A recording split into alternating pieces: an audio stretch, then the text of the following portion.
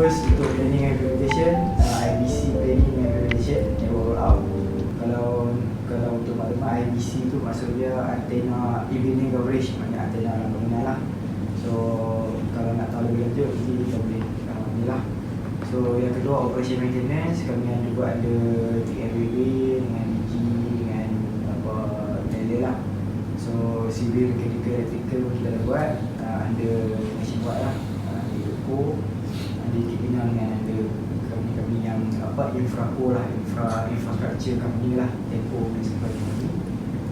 Next kami juga buat untuk fiber, untuk fiber biasalah TM dengan Alo yang sekarang ni baru yang Alo lah. Dan yang kelima, untuk side IT kami banyak involve on the IoT lah. So ada dua main project yang kami dah siap, which is satu projek di Selangor untuk monitor price calculation, monitor untuk monitor sungai lah. So ni antara sebahagian kecil kami punya klien lah. So yang mana yang tak memang tu kita lah. Ni kebanyakan klien-klien kami ni yang teknikal lah. MC tu suradia komunikasi. Sebab kami ni buat kerja-kerja telekomunikasi, jadi kami perlukan beberapa lesen daripada MC tu. So wajib lah ni. Lepas tu TM kena kan, Celcom, DG, Maxi, Sidoko, bla bla bla bla tu, semua-semua tu adalah kita punya klien. Kami buat kerja untuk mereka. So next kami punya internal punya strength lah. So macam saya beritahu tadi, HQ ada di Singatani dan ada lagi 2 branch lah, di Alam Damai Ceras dengan di Johor. So total ada 3 HQ di Singatani lah. So di sini ni. So ni antara milestone yang kami dah sampai, start daripada 2007 kami start up sampai ke 2022 lah. Jadi 2023 tak ada, so tak ada lah. So setakat ni yang ni, lepas tu kami juga certified by ISO lah untuk maintenance ke 2015 lah. ISO tak? Apa budak di komen mesti tahu ISO. Sebab ISO ni banyak mainkan dokumen. Jadi itu yang saya tu yang kami tanya tu. Untuk ISO lah. Balik cari tadi apa itu ISO. So bila main dengan office management ni, kemungkinan besar company tu bila decide nak ambil ISO, dia kena banyak punya dokumen. Ada semua proses-proses yang dalam company tu kena dokumenkan. Kalau company tu kecil-kecil lah, kalau company tu besar, banyak orang dia punya dokumen. Jadi untuk mungkin office management kemungkinan akan ada juga kata apa, mungkin ada bahagian teknikal kena buat dokumen juga, dan bahagian office management mungkin ada juga yang akan berkaitan dengan dia lah. So untuk bahagian admin tu semua. So ISO ni secara keseluruhan dia akan tengok semua proses dalam satu company tu. So kalau kita ada, macam kami di sini, kami ada bahagian teknikal, ada bahagian administration pula pecah pula jadi HR, finance, ada CEO office, teknikal pula pecah lagi 2-3 grup lagi kan. Jadi setiap satu tu proses tu kena didokumentkan. Dan satu proses tu yang meletihkan lah. Nanti kalau adik-adik join mana-mana company tanya, biasa buat ISO ke? Nak belajar? Bagus. It's a good experience for you. Sebab dia akan kena tengok daripada sekecil-kecil benda. Ni dua di depan ni ada orang yang biasa buat ISO lah. Mereka ni pakar dengan ISO lah. Jadi pakar dan sakit kepala. Sebab ISO ni proses dia tak berhenti tu. Dia bukan main check lesen macam kita ambil lesen kereta tu habis-habis. Tak, dia setiap tu kena renew dan proses dia kena berubah. Tak apalah, itu sikit input untuk documentation. Untuk further research boleh cari nak lah. So dossier ni, kalau ni cara bacaan lah. Dossier sebutan dia tu. So kalau ikut, kalau kat luar kita Google dossier tu, maknanya orang yang dokumenkan benda, orang yang merekod archive.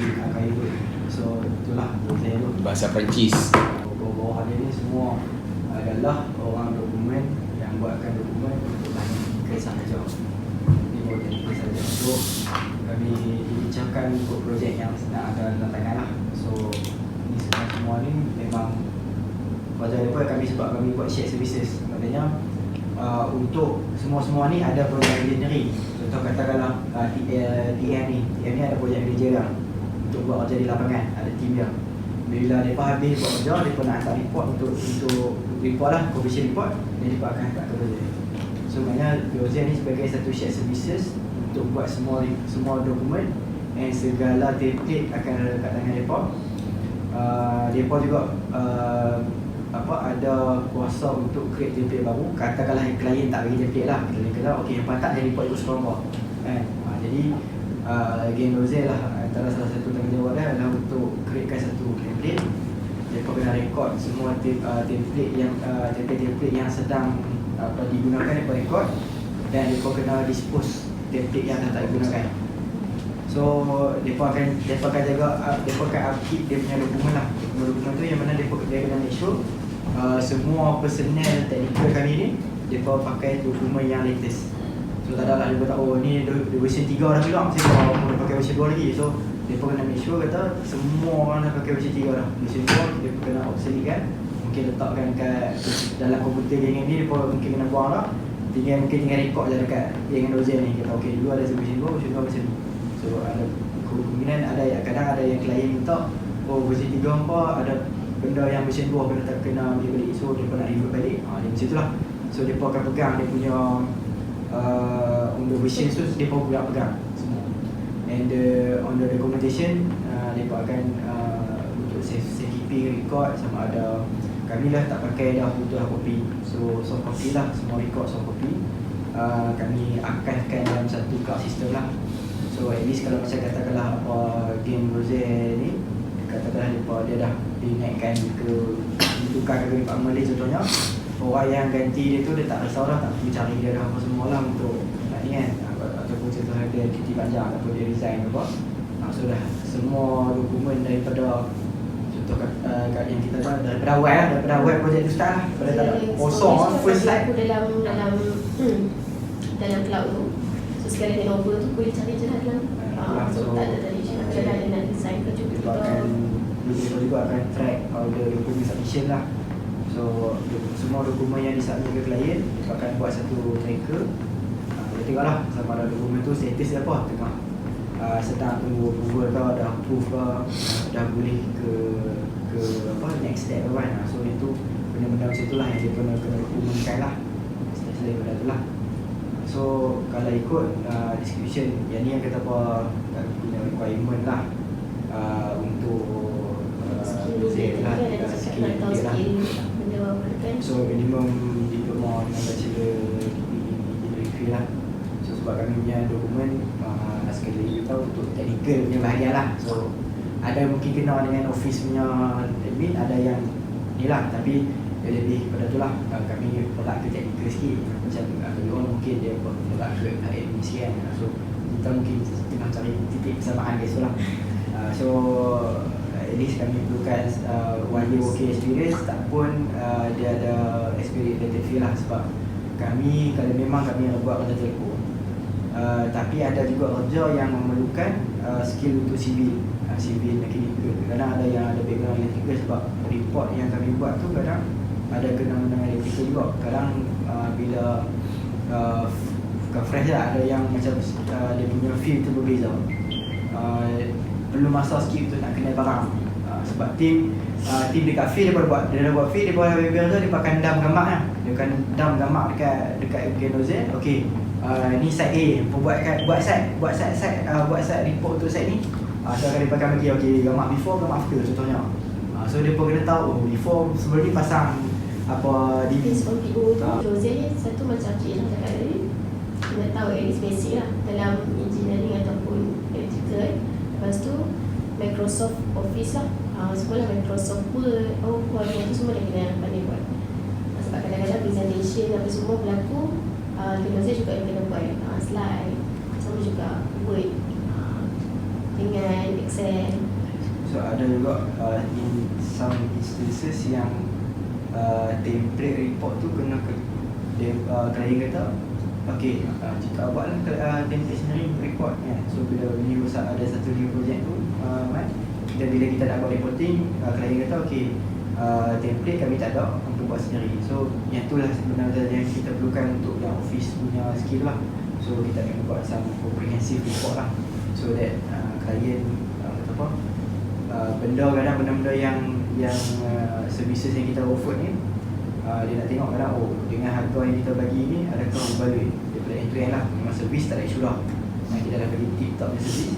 Tapi on documentation kadang kita ada part yang kadang bila klien tengok macam ni report kau kan, kadang buat aku bayar kat hang harga macam ni dapat report macam ni kan. So dari situ lah kita nak kena dari segi kerja, dan dari segi on the our presentation, our kekemasan, on the reporting itself pun kena ada satu standard.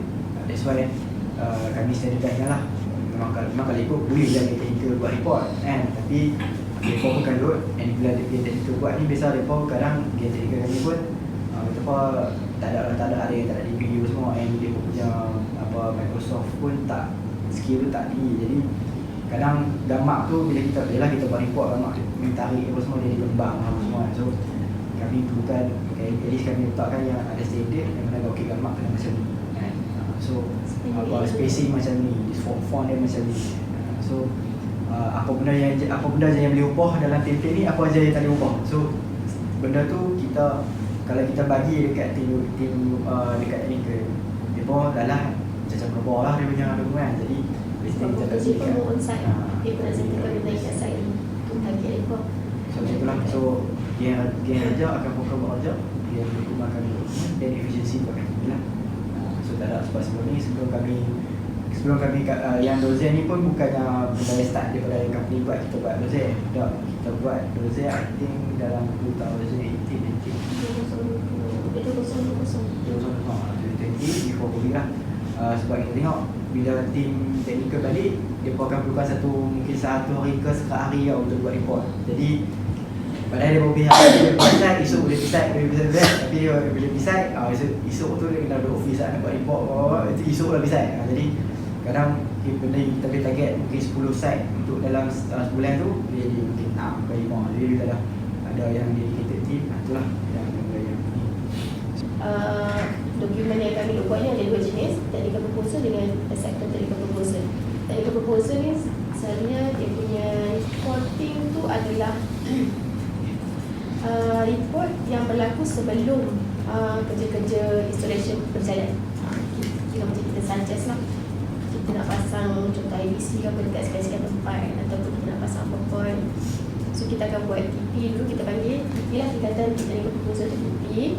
Lepas tu kita propose kat klien kita. Klien kita yang macam Cik Ilham tunjuk tadi lah, nak jadi supply yang dukung semua tu. So kita propose, dan kalau dia dah approve apa semua tu, dapat approval, baru kita akan proceed to ATP. ATP adalah Acceptance Technical Proposal. So dari situ kita akan provide pula lah detail dan gambar-gambar yang menunjukkan kata kerja-kerja tu dah dilakukan. So TP ni salah satunya kita pakai dalam kita punya PC.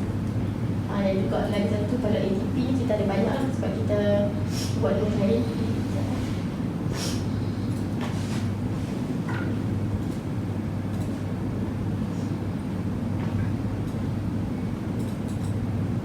Okay, ATP ni kita ada divide by klien lah, sebab kadang-kadang requirement dan target approval klien tu berbeza.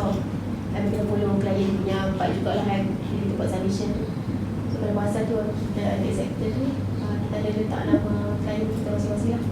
So tadi ATP yang akan selalu macam berbeza sedikit lah, tapi yang dia sama lah. Kita akan submit, selesai kerja kita akan buat report, lepas tu kita akan submit untuk claim proses. Sama juga bila dah claim tu, document control juga lah yang akan follow up sampai dapat approval. Then sampailah berarti dia masuk, kami akan timpat lah. So itulah proses dan handover tu berlaku. Macam collect data, verify data ni kita ambil daripada team installation lah. Dia ada lagi proses kat depan tu, tapi kita stop kat sini lah. Proses dia panjang, daripada yang kat site pass ke document controller proses, lepas tu document controller akan pass ke klien, dan lepas tu dah dapat approve sini akan pass ke kami. So yang tu dia punya perlu dalam satu company tu dia. Itu dah lah. Jadi kami untuk reporting, documentation semua kami dah masukkan dalam satu repository dalam ni lah. So tak perlu dah pakai Google dah, tak perlu pakai Dropbox lah. Semua dalam D2R dengan sendiri lah. So jadi all the reports, all the documents semua kami track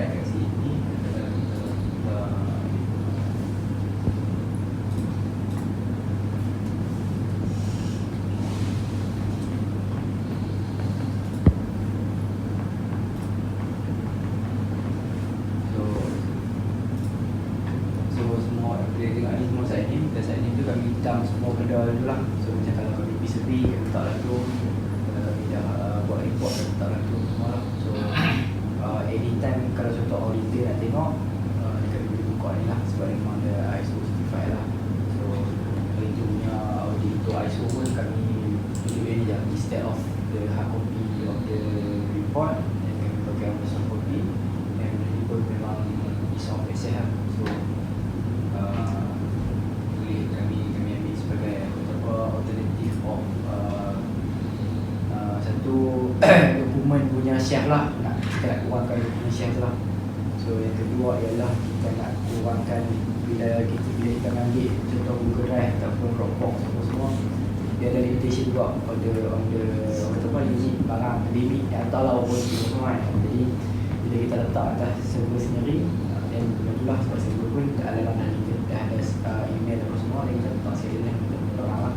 So all about di luar lah tu, then anytime kita boleh buka, and orang dapat lebih secure lah sebab staff yang dah pakai.